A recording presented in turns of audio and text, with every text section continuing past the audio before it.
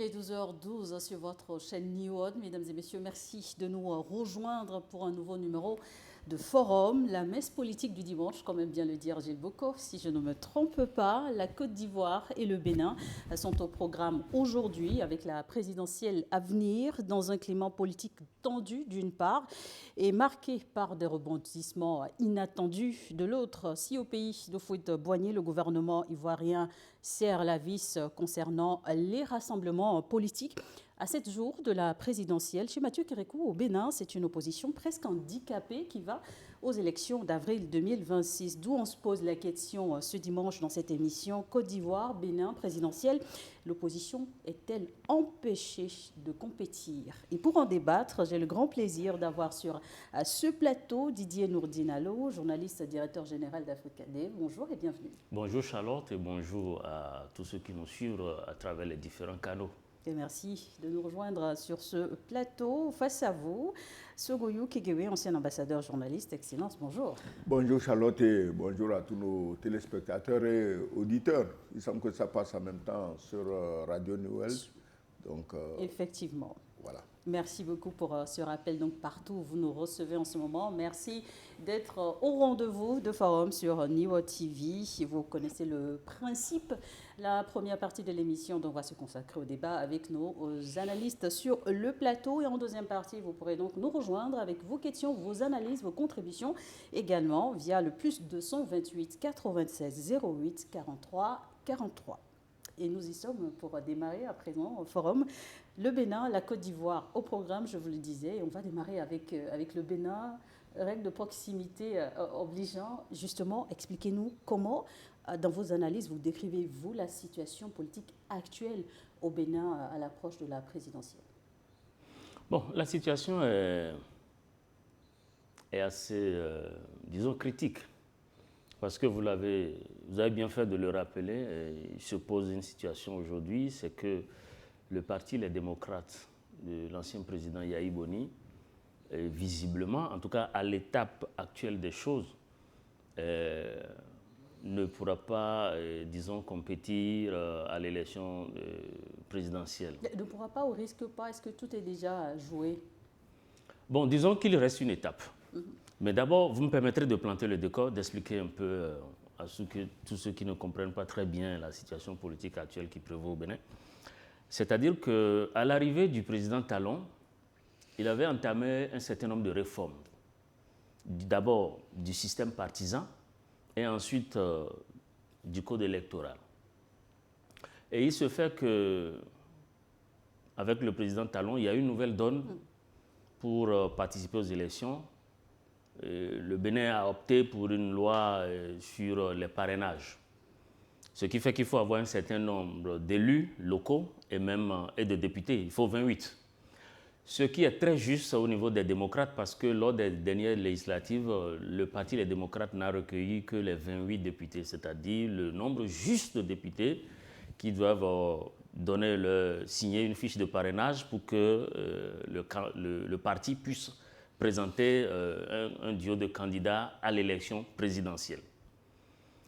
Et le piège qui guettait justement les démocrates, c'était celui de l'esprit de Judas, c'est-à-dire qu'on craignait pour eux qu'un député ne puisse désister et refuser de remettre son parrainage.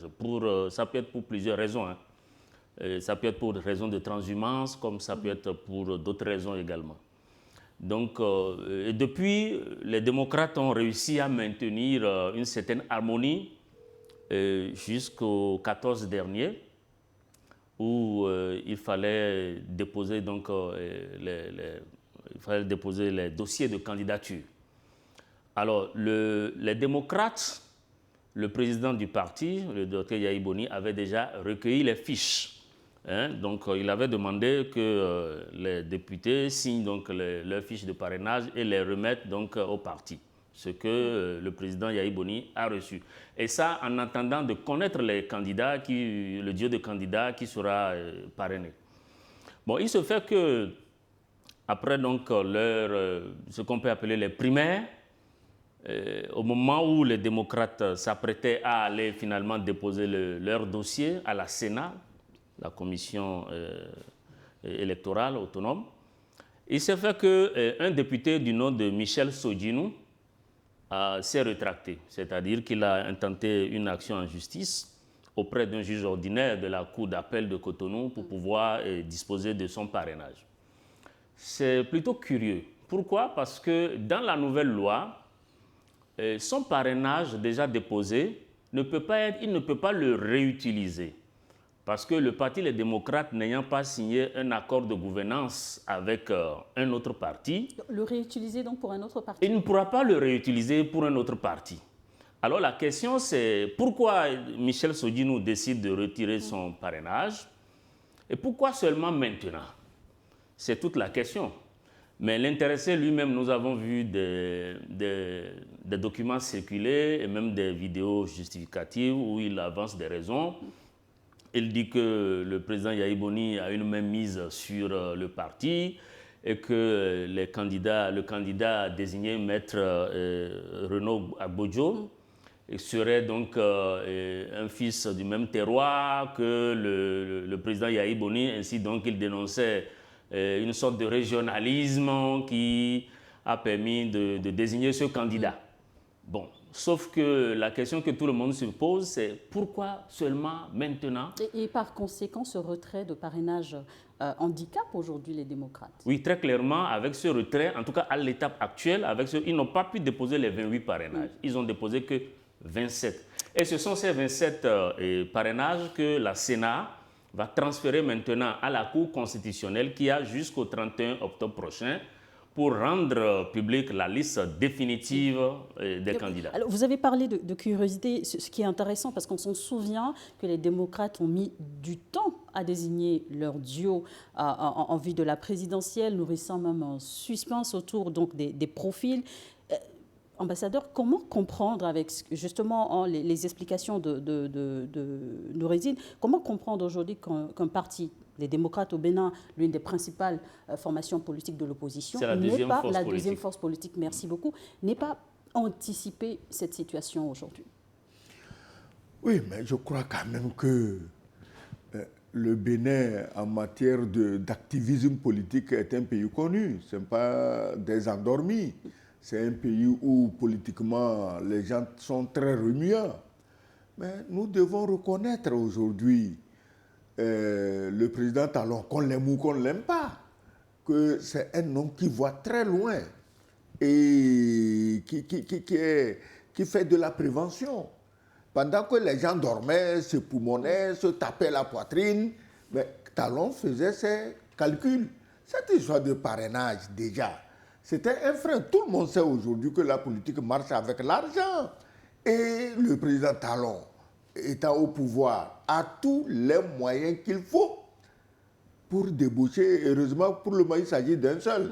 Je ne serais pas surpris que demain on me dise que les 28 députés des démocrates, qui a une quinzaine qui a fait défection. Parce que c'est l'argent. C'était prévisible. Ils devaient prévoir ça. Et surtout, le pauvre président Yahi Boni, qui agit encore politiquement comme un enfant de cœur. Il est là toujours en train de chanter les Ave Maria, à jouer à la guitare. Avec beaucoup de délicatesse quand même. Non, à chanter les Ave Maria. Mais attends, tu sais, la vie est un choix. Ou bien tu te fais moine, tu restes dans un monastère, tu pries pour le bonheur de toute la planète, ou bien tu fais la politique, tu te mets dans une logique politique et tu travailles pour la politique. On ne mélange pas les deux, ça ne marche pas. Là, après, ça ne va pas marcher.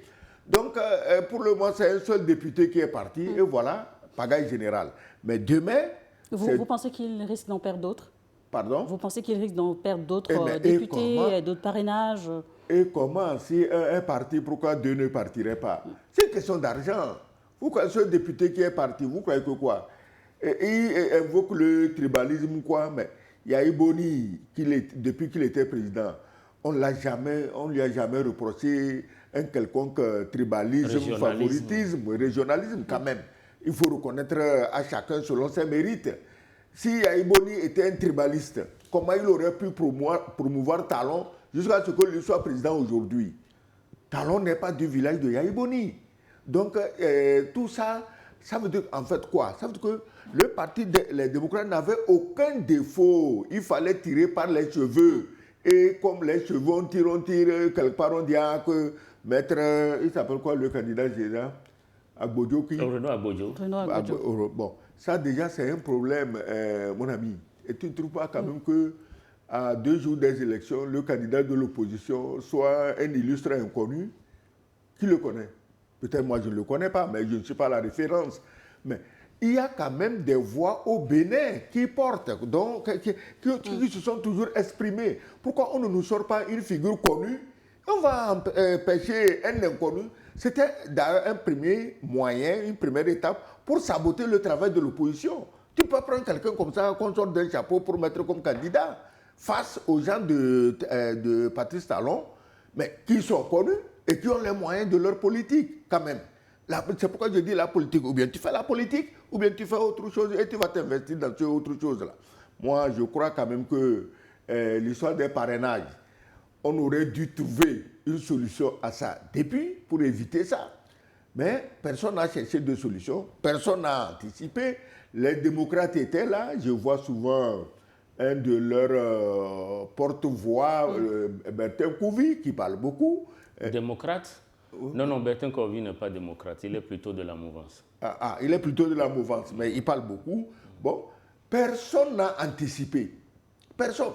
Les démocrates, personne n'a anticipé. Autour du président Yahya Boni, personne n'a anticipé. Du camp de l'opposition, qu'est-ce qui aurait pu être fait?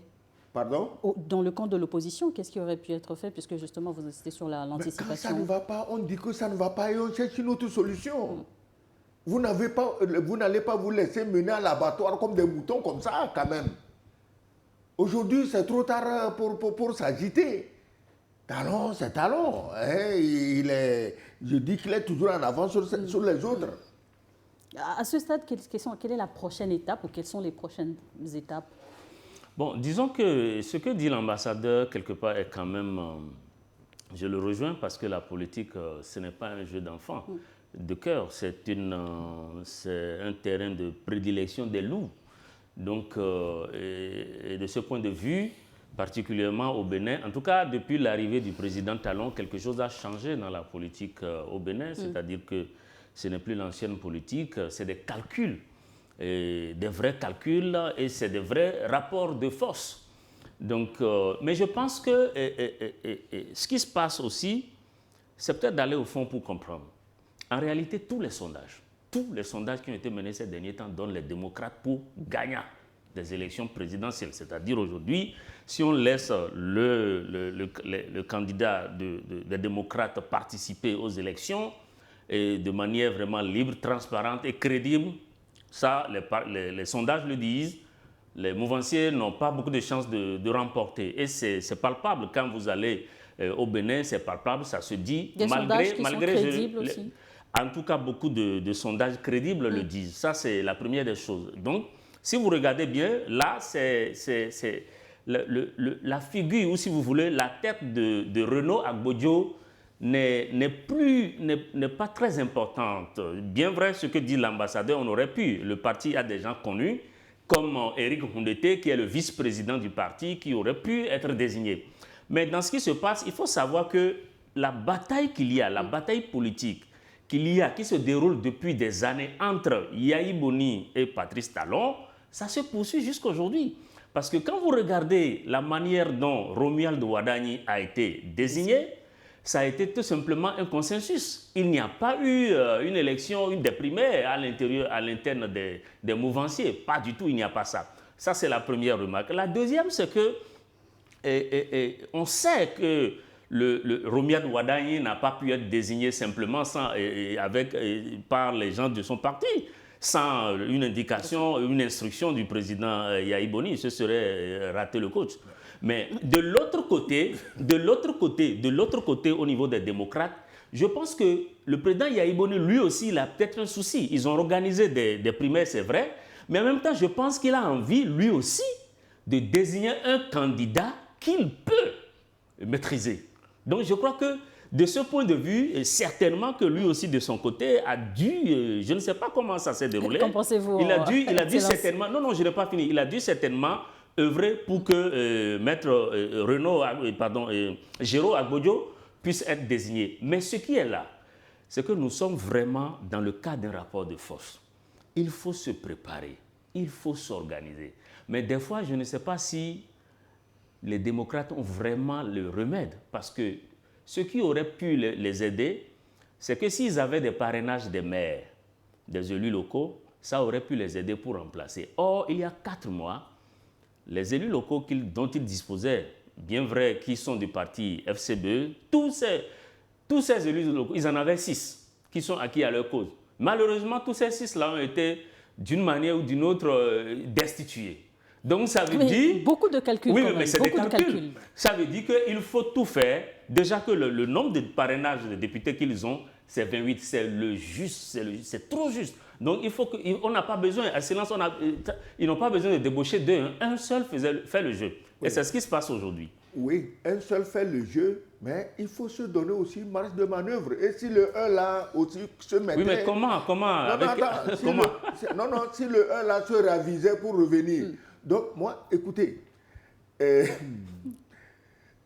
tu dis bien que les sondages donnent les démocrates vainqueurs. Absolument. Mais attends, qu'est-ce que tu crois que je ferais si j'étais dans le camp Patrice Talon? Et je sais que si je les laisse, ils vont l'emporter. Je dis, ce n'est pas un député que j'aurais débauché, c'est une dizaine. Et ils en ont les moyens. Mais c'est simple, je ne vous comprends pas. Vous croyez que tu es candidat, l'autre est candidat. Tu connais ses atouts pour te battre. Et tu as les moyens de lui priver de ses atouts. Mais tu ne vas pas rester là-bas, tu dis, Dieu va faire... le jeu politique, c'est ce que je disais, c'est le jeu politique. Oui, on va aller chanter les cantiques à l'église, Dieu va faire. Donc, taisez-vous, laissez Dieu faire. Le jour des élections, on verra ce que Dieu a fait. Donc, écoutez ceci. Je dis, tu aimes Talon ou tu ne l'aimes pas, c'est un calculateur et il anticipe, il voit très, très, très loin. Ce Agbodjo, excusez-moi, je ne le connais pas. Si on l'a proposé, c'est qu'il a ses mérites. C'est que les gens de son parti savent que c'est quelqu'un qui peut donner le change au parti, aux gens d'en face. Mais quand même, si vous avez en tête de mettre quelqu'un candidat, parce que l'histoire des candidatures, c'est pas depuis 5 ans, on sait qu'il y aura des élections en 2026. Ce Agbodjo, il fallait commencer déjà à lui donner un certain profil. Mais Talon, lui, il n'a pas attendu pour balayer tout ce qu'il y avait autour de lui. Hein, ses amis, comment tu l'appelles? Le type qu'on a arrêté avec... Olivier Bocor. Olivier Bocor, ben, il les a tous arrêtés, il les a foutus au nouf. Mais il n'a pas de sentiment. Vous, votre candidat, vous savez que tel ou tel sera votre candidat, il fallait le promouvoir un peu. Vous ne pouvez pas... il est avocat, c'est bien. Au Togo, on a beaucoup d'avocats. Certains sont connus, d'autres ne le sont pas. Vous n'allez pas attendre demain matin à Lomé ici, vous allez ramasser quelqu'un dans le quartier de Haïdo, comme on dit que bon, il est avocat, il est maintenant candidat à la présidence. Quelle présidence? Qui le connaît? Peut-être dans son quartier, on ne le connaît pas. La connaissance, se faire connaître est important quand on veut se tracer une route en politique. Les démocrates, ce qui leur arrive, c'est leur négligence. Ce n'est pas la faute à quelqu'un. C'est leur négligence. Je te dis qu'on ne fait pas la politique comme on va à l'église. Alors quand je dis ça, vous dites non, non, mais c'est la vérité. Mais et puis moi ce qui m'énerve, Talon c'est chose, Yaïbouni c'est exactement qui est Talon. Même si tous les Béninois ne connaissent pas Talon, Yaïbouni le connaît. Ah oui, en tout cas, vous pouvez le dire. Qu'est-ce qu'il a fait pour prévenir ça? C'était prévisible. Moi, je dis Talon, il est généreux. Hein, moi, c'est une dizaine de députés qui seraient allés un jour leur dire, écoutez, votre affaire là, nous, on n'est pas dedans. Parce que le député, il fait ses calculs, hein, qu'est-ce qu'il gagne? S'il est encore député pendant 100 ans, toutes les primes cumulées, ça donne combien? Si l'autre dit, je te donne 5 fois ça, mais tu vas aller te reposer tranquillement dans ta ferme ou bien sur la Côte d'Azur, il prend, il part. Parce que ce n'est pas la peine. Là, on ne fait pas la politique comme ça. Hein? Le jeu politique et la stratégie, vous allez garder la parole, Excellence, on va analyser également ce qui se passe de l'autre côté, en Côte d'Ivoire, à quelques jours de la présidentielle du 27 du 25 octobre prochain, je pense que c'est samedi prochain, les autorités décident de prohiber les rassemblements politiques pour 2 mois, excepté ceux des candidats en lice pour le scrutin. Une décision que dénoncent l'opposition et les ONG. Quelle analyse en faites-vous? Écoutez, la Côte d'Ivoire, c'est une autre histoire. On ne peut pas confondre la Côte d'Ivoire et le Bénin. Le Bénin, il y a... C'est quoi les particularités? Le président Patrick Talon, il est venu au pouvoir, démocratiquement élu. Et il s'est installé et il s'était engagé à ne faire qu'un mandat. Bon, pratiquement contre sa volonté, il en a fait 2. Et maintenant, il a l'honnêteté de dire, bon, je ne vais quand même pas aller au 3e. Bon, je cherche quelqu'un. OK, on joue le jeu. La politique, c'est un jeu, il joue le jeu. Mais en Côte d'Ivoire, c'est une autre affaire. Mais écoutez, qu'est-ce que vous appelez élection en Côte d'Ivoire aujourd'hui? Qu'est-ce qu'on appelle élection? Il n'y a pas d'élection en Côte d'Ivoire. Moi, je crois que l'opposition et tout ce qui s'agite, c'est de dire, bon, vieux Ouattara, bon, nous on te laisse, le jour où tu es fatigué, tu viendras nous dire. Parce qu'il a tout verrouillé. Et ce n'est pas le président Ouattara qui est en cause. Son parti, le RHDP, a dit, nous en faisons notre champion, Ouattara est notre candidat. Il n'a pas dit oui, il n'a pas dit non, il a dit il va réfléchir. Il a pris son avion, il est à l'Élysée, il a réfléchi, c'est-à-dire il a reçu les ordres, il est revenu, il a dit je suis candidat. Dès lors qu'il a reçu les ordres de l'Élysée, ça veut dire que toutes les mesures ont été prises.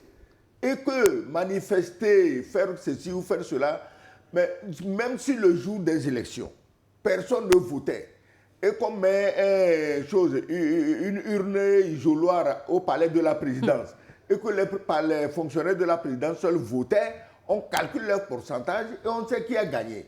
Donc, il n'y a pas d'élection. Moi, je ne peux pas parler d'élection en Côte d'Ivoire parce que ce qui se passe est tellement visible. On ne veut pas d'élection en Côte d'Ivoire. Et je devais dire ceci. C'est une nouvelle forme de démocratie. Puisque nous faisons de la démocratie des Blancs notre modèle, c'est une nouvelle forme de démocratie. Aujourd'hui, en Europe, il n'y a pas de démocratie. C'est de la crapulerie, c'est du banditisme. Quand tu as vu ce qui s'est passé en Roumanie, quelqu'un gagne, non, il n'a pas gagné. Tu vois ce qui s'est passé en Moldavie. Tu vois ce qui voulait aller se passer en Géorgie. Tu vois qu'il n'y a pas d'élection. Il y a des arrangements entre copains et coquins selon les valeurs. Chacun a sa valeur. Actuellement, Orban a des problèmes en Hongrie. Parce qu'il ne laisse pas marcher, défiler les LGBT, il ne laisse pas dire que les petits-enfants, il n'encourage pas la pédophilie. Orban a des problèmes, chacun selon ses valeurs.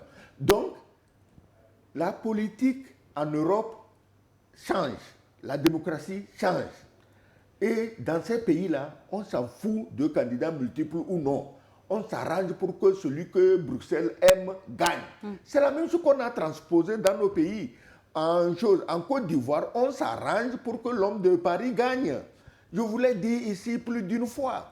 Le problème de la Côte d'Ivoire, si les gens voulaient le pouvoir en Côte d'Ivoire pour gérer ce très beau pays qu'est la Côte d'Ivoire, mais nous tous, on soutiendra à bras ouverts. Mais aujourd'hui, les gens cherchent le pouvoir en Côte d'Ivoire pour agir comme des chevaux de Troie contre les pays souverainistes du Sahel. Voilà là où ça blesse. Et voilà là où ça compte. Pardon, et je vous avais dit ici, celui qui va s'engager fermement à foutre le bordel dans le Sahel sera soutenu vaille que vaille pour devenir président de la Côte d'Ivoire. C'est ça qui est en train d'arriver devant vous. Il y a des questions qu'on ne doit même plus se poser. Vous parlez d'une nouvelle forme de démocratie, mais on observe beaucoup de micmac quand même. Oui. Il n'y a pas quoi? Beaucoup de micmac entre opposition, pouvoir. Cette nouvelle forme de démocratie, non, est-ce que ça marche? La nouvelle forme de démocratie dont vous parlez, je ne sais pas s'il faut l'appeler nouvelle forme. Je pense que c'est tout simplement la démocratie tropicalisée. C'est le modèle tropicalisé qui n'a pas beaucoup de choses à voir avec la démocratie importée. Mais s'il y a une chose qui est vraie, c'est que la politique, telle que ça se passe quand même, ce n'est pas un jeu d'enfant.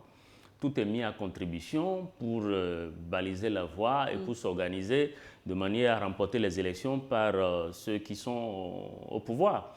Et vous savez, aujourd'hui, avant, ce qui se passait en Afrique, c'est qu'on laisse les gens aller, on tripatouille les élections, ça crée des difficultés et puis après ça finit à la Cour pénale internationale. Mais aujourd'hui, ce qui se passe, ça dit que c'est une nouvelle manière de faire. Il est plus facile d'exclure des candidats dérangeants qui ont la possibilité, les moyens, la capacité de gagner les élections. C'est une nouvelle stratégie. Mais bien sûr, c'est une nouvelle stratégie. Il est plus facile de les exclure, c'est plus facile de gérer cette exclusion avant les élections. Maintenant, quand il y a élection et que, par exemple, si vous prenez au Bénin aujourd'hui, ce qui se passe, c'est qu'on va assister à quoi? À une élection entre qui? Entre Romia Douadani, le candidat du pouvoir, et comment il s'appelle, Paul Hunkwe, qui est le candidat d'un autre parti, le FCBE, l'ancien parti politique du président Yahi Boni, qui, je le rappelle, a eu un accord de gouvernance avec la même mouvance présidentielle. Autrement, Paul Hunkwe n'aurait pas pu recueillir les parrainages nécessaires. C'est encore les élus, les députés de la mouvance qui ont signé le parrainage à Paul Hunkwe pour lui permettre d'être présent à l'élection présidentielle. C'est encore ce même Paul Hunkwe qui a, lors des dernières élections présidentielles qui ont consacré le deuxième mandat de Talon, c'est encore ce même Paul Hunkwe qui était là pour compétir, en l'absence donc des grands partis de l'opposition. Mais ce Paul Hunkwe, aujourd'hui, n'oublions pas qu'aujourd'hui, il est dans une posture où s'il se réveille, il est capable de ramasser le pouvoir par terre. Parce que là, on attend ce qui va se passer le lundi.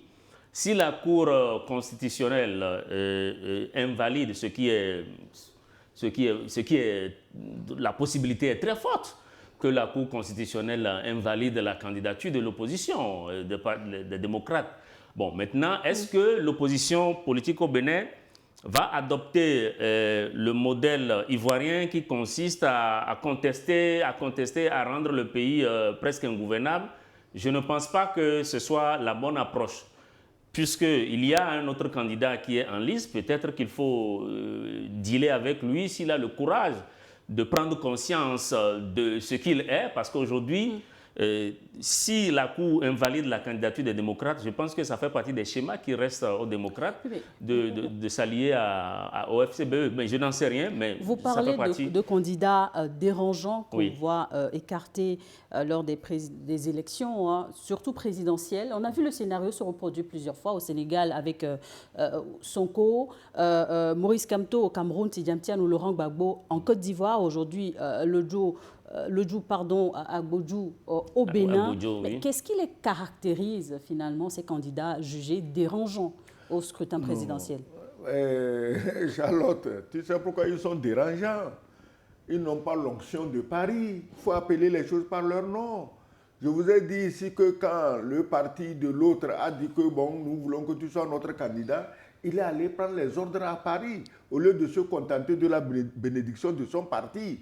Donc Kamto, Sonko, Gbagbo, Tidjane Tian, lui, ok, c'est un peu modéré quoi. Mais tous ces gens-là, ils ne sont pas prêts à vendre leur pays à la France. Ils ne sont pas prêts. Pas du tout. C'est ça qui a de commun entre eux. Sonko qui a, excusez-moi le terme, qui a commis l'erreur de croire qu'il est sur la même longueur d'onde que Diomaye Faye.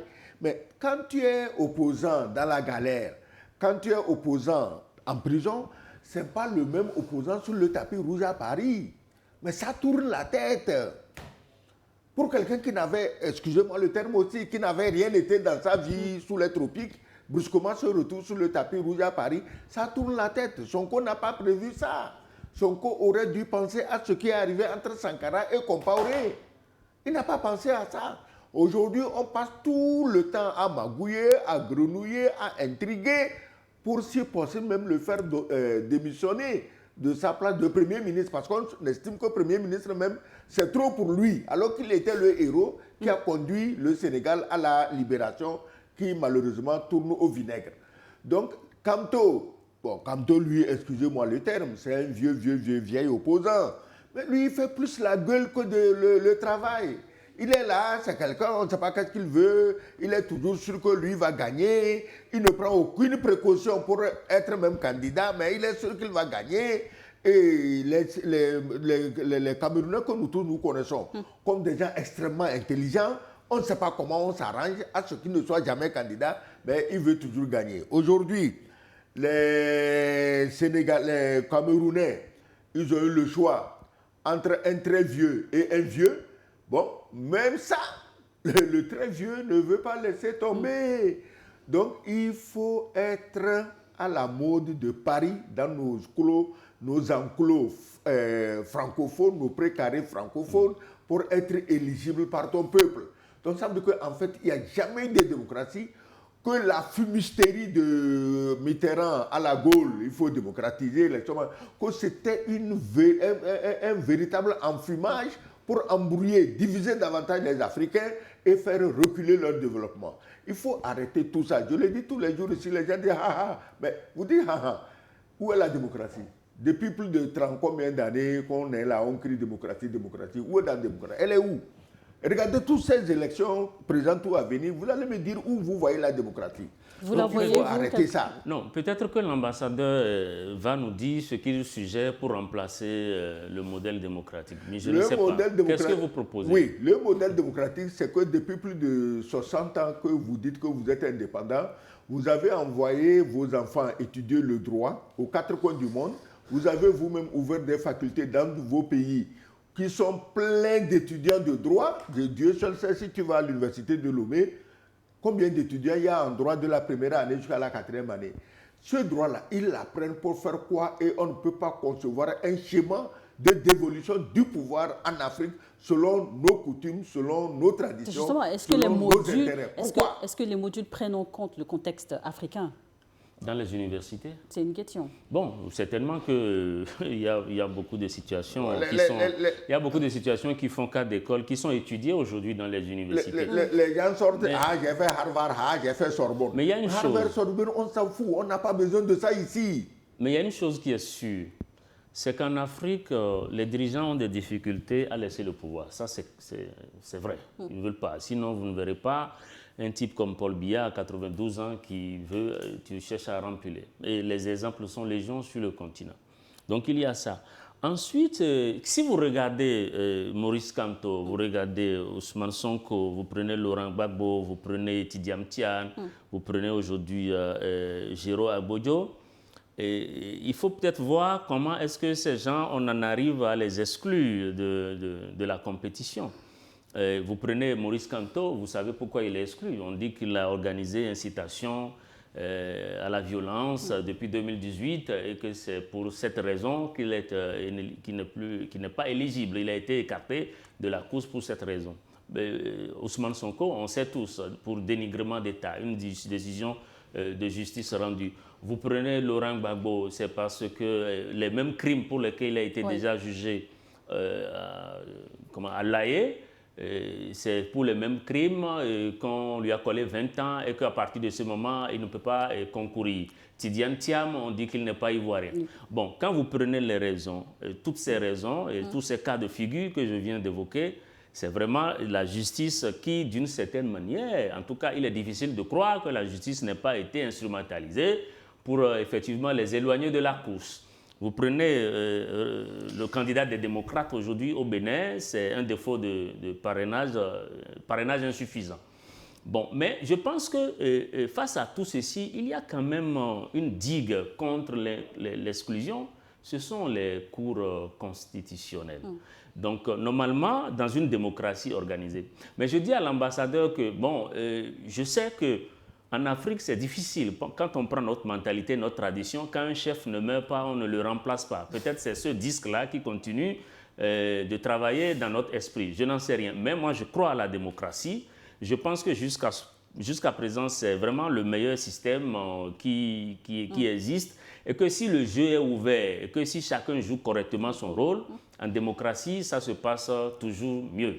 Bon, maintenant, les cours constitutionnels en Afrique auraient pu, on a vu des cours, je me rappelle, en 2009 au Niger par exemple, une cour constitutionnelle alors dirigée par Dame Barazé avait refusé au président Tanja Mamadou de rempiler. Il a dit clairement, monsieur, votre mandat est terminé, vous deviez plier bagage. Mais cette décision, cette ordonnance rendue par la Cour, dirigée par Mme Barazé, a été foulée aux pieds. Et aujourd'hui, on a vu les conséquences. Quelque temps après avoir organisé son référendum pour se maintenir au pouvoir, l'armée a renversé le président Tanja. Non, je pense que nos dirigeants devraient faire un effort. Lorsque le 26 juillet 2023, le président Mohamed Bazoum a été renversé au Niger, la CEDEAO s'est offusquée d'un coup d'État de trop, s'est exaspérée. Et c'était qui en tête? C'était le président Talon, c'était le président Alassane Ouattara qui était même prêt à aller à mener une action militaire contre le Niger sur décision justement de la CEDEAO. Mais ce que les gens oublient, qu'en réalité, si on veut faire de la démocratie, si nous voulons éviter les coups d'État, si nous voulons un climat apaisé dans nos pays, ça commence par des élections inclusives. Ça commence par des élections libres et transparentes. Ça commence par des élections où tout le monde a la possibilité justement, de participer. Pour favoriser cela dans certains pays, on a pu voir quand même l'opposition faire adopter un plan B avec le Sénégal, par exemple, où Diomaye Faye a dû vraiment reprendre les mains. Le fameux plan B également au Cameroun avec l'Union sacrée autour du candidat Chiroma, la contestation optée par l'opposition ivoirienne. Finalement, laquelle de ces stratégies fonctionne?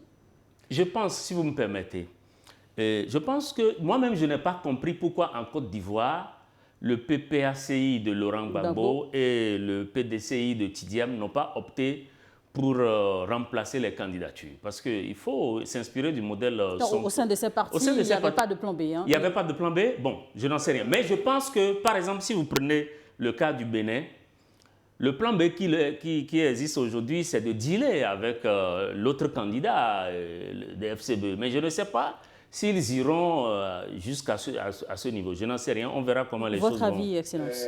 Écoutez, le plan B. Le plan B en Côte d'Ivoire, à ma connaissance, il y a quelqu'un qui de son propre chef s'est dit, mais faisons un plan B au cas où. Et ce quelqu'un, c'était un fidèle, ou c'est un fidèle des fidèles du président Gbagbo, c'est Awa Dommelo. Awa Dommelo, qui voyait venir la tempête, a dit, mais je me porte candidat au cas extrême où le champion Gbagbo n'est pas candidat, je me porte candidat, et comme ça, je suis le plan B, on va battre les gens de Ouattara. Mais Awa Dommelo a été diabolisé, traître, machin. Au sein même du parti. Au sein même du parti, on l'a diabolisé. Au sein même de son parti, on l'a diabolisé. Ça veut dire quoi? Ça veut dire que les gens font la politique avec l'émotion, au lieu de faire la politique avec leur intelligence. C'est ça le problème en Afrique. Vous dites pourquoi en Afrique, les gens, c'est difficile aux dirigeants de quitter le pouvoir. Non, ce n'est pas difficile. Au Ghana, il y a eu des élections, l'ancien président est parti. Non, dans les pays francophones quand même. Justement, laisse-moi parler. Au Ghana, en Sierra Leone, au Libéria, au Nigeria, il y a eu des élections. Mais dans les pays francophones, justement, c'est là-bas que les gens ne veulent pas partir. Parce que la puissance coloniale a mis un système où, quand tu arrives au pouvoir, tu es en guerre permanente avec ton opposition, de telle sorte que le jour où tu quittes le pouvoir, l'opposition ne rêve qu'à une chose, te prendre et te couper la tête. Alors, à partir du moment où tu sais que si tu pars, on te coupe la tête, toi, tu ne veux pas partir, la guerre dure, comme ça on peut ramasser gratuitement le café, le cacao, l'uranium, le coton, et puis la vie est belle là-bas. Et vous êtes dans la galère ici. Les Africains, les Noirs que nous sommes, doivent quand même se dire ce qu'on a fait à nos aïeux, parce qu'ils étaient, disons, ils étaient ignorants de beaucoup de choses. Aujourd'hui, nous sommes allés à l'école. Les Blancs nous ont ouvert leurs livres. Nous avons lu qui ils sont, qu'est-ce qu'ils font.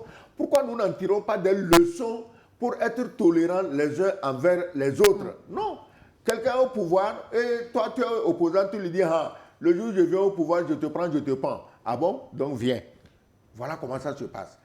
Il faut, c'est les oppositions qui doivent aider les gens au pouvoir à partir calmement. C'est tout. Au Ghana, on n'a pas dit qu'on va prendre quelqu'un. Et pourtant, ce n'est pas des griefs qui manquent. Non, moi je pense plutôt que c'est vrai, tout le monde doit être responsable, qu'on soit de l'opposition ou de la mouvance. Il faut un nouveau type d'homme politique en Afrique et qu'il faille aussi implémenter un changement de paradigme parce que tel que la politique se déroule dans nos démocraties tropicalisées en Afrique, il y a beaucoup de faux jeux politiques, on peut le dire ainsi. Mais si vous prenez par exemple aujourd'hui le cas de ce député au Bénin qui a repris son parrainage, Michel Sodino. Mais écoutez, Michel Sodino, comme je l'ai rappelé tout à l'heure, il sait très bien qu'il ne peut pas réutiliser son parrainage. Il sait très bien que les raisons qu'il avance, les Béninois ne comprennent pas sa raison. Donc je crois que sa motivation principale, c'est d'œuvrer à ce que son parti ne puisse pas se présenter. Et cela pose un autre problème, parce que c'est quand même un député. On dit honorable député. Mais quelqu'un qui est honorable devrait être digne, devait comprendre la gravité des enjeux. Hein. Bon, mais je pense que tout ça aussi, c'est comme l'a dit l'ambassadeur, ce sont les jeux politiques. Sur la question de parrainage, souvent instrumentalisé pour barrer la route aux adversaires politiques, selon vous, est-il utile et pertinent ? Non, je crois que dans certaines démocraties, par exemple, quand vous prenez la France et l'Allemagne, il y a aussi le système de parrainage, sauf que c'est les électeurs directement qui parrainent, qui apportent leur parrainage aux candidats. Mais ici, dans le cas béninois, c'est les élus. Bon, est-ce que ce n'est pas plus facile de contrôler un élu? Parce que, c'est le jeu politique.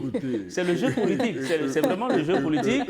Et il est difficile. Non, plus sérieusement, il est difficile parce que, en tout cas, tout ce que nous disons là, nous ne pouvons pas apporter les preuves formelles du fait que le député Sodino a été acheté par le camp adverse. Mais tout le monde sait qu'il ne peut pas priver aussi facilement son parti, le parti qui lui a permis d'être député. Il ne peut pas se retourner ainsi facilement contre le parti. Merci beaucoup, monsieur l'ambassadeur. L'imprévoyance des démocrates sera la source de leur mort politique. Oui, mais Excellence, dites-moi, dans le cas des démocrates, est-ce qu'ils ont un remède contre le débauchage? Le quota de 28 députés même devait être contesté. Contester comment? Il participe à une élection législative. Justement, en rappelant que c'était une réforme. En fait, ils ont été aux élections législatives. Oui. Et ils ont eu 28 députés. Oui. Et les 28 députés, déjà, c'est le nombre juste qu'il faut C'est justement ce nombre qu'il fallait contester. Au lieu de 28, il fallait dire 20 ou 15. Parce que vous êtes juste, vous êtes assis sur la ligne de rasoir et voilà ce que ça donne. Un seul individu fout à l'eau tout ce que vous avez préparé depuis 4-5 ans. Un seul individu. Il se couche la nuit et il se dit, mais les démocrates, mais écoutez... Non, je pense que la solution peut-être, c'est de positionner déjà, de revoir le mode de positionnement des candidats. Déjà à l'élection et même dans toutes les élections, pour toutes les élections. S'il faut choisir des gens qui ne sont pas fiables, ou au moment où on a besoin d'eux, ils peuvent vous lâcher sans état d'âme. Moi, je pense que les partis devraient songer à trouver des gens loyaux. Comment aller parvenir à parler d'une même voix au moment où, au sein même des partis, il y a des divisions? Mais c'est le jeu politique. C'est ce que nous avons passé le temps à dire ici. C'est le jeu politique. Ils ont juste 28 députés. Un de retrait. Et puis le projet est tombé la catastrophe. Et nous sommes dans la catastrophe. C'est ce que nous disons. Et puis, ils ont maintenu la cohésion, ils ont maintenu le groupe est resté assemblé depuis tout ce temps. Et puis, à la veille, donc, au moment où les démocrates ont le plus besoin de ce député, eh bien, ils tournent le dos à tout le monde. Et puis, le parti qui a pourtant des chances de gagner les élections se retrouve aujourd'hui empêtré donc dans une division interne. Bon, mais je n'ai pas beaucoup d'espoir en le disant. Justement, dans ces conditions, quelle riposte peut apporter le Parti des démocrates? Oui, c'est ce que je dis. Ce que les démocrates peuvent faire, c'est ce qu'ils ont commencé à faire. Ils ont déjà saisi la Cour constitutionnelle, mais je ne sais pas si la Cour... Parce que la Cour constitutionnelle, elle, qu'est-ce qu'elle va faire? Elle va trancher sur la base du dossier qu'on lui a envoyé.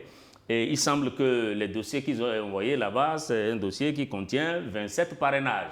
Bon, à partir de ce moment, bien qu'il existe une jurisprudence en la matière, parce qu'en 2021, un député de l'Union progressiste qui avait déjà donné son parrainage à son parti a tenté de le récupérer parce qu'il n'était pas d'accord avec l'usage qu'on allait en faire de son parrainage et il a décidé de reprendre son parrainage. Mais la Cour constitutionnelle au Bénin, en 2021, avait tranché en faveur du parti parce que la Cour avait dit non. Si un député signe son parrainage et qu'il dépose déjà la fiche au parti, eh bien le parti doit en disposer. Donc la Cour était restée dans l'esprit selon lequel les parrainages appartiennent au parti et non aux députés. Donc, cela dit, il y a encore espoir pour les démocrates? Non, en principe, si la Cour voulait vraiment contribuer à apaiser les tensions sociales, voulait contribuer à aller contre l'exclusion, je pense, je ne suis pas membre de la Cour. Merci beaucoup, on va marquer donc la pause. Mais je n'ai pas beaucoup de chance. Merci beaucoup. On va marquer la pause donc pour revenir dans une dizaine de minutes pour la suite de New World Forum, plus 228 96 08 43 43 pour nous rejoindre en deuxième partie. Merci et à tout à l'heure.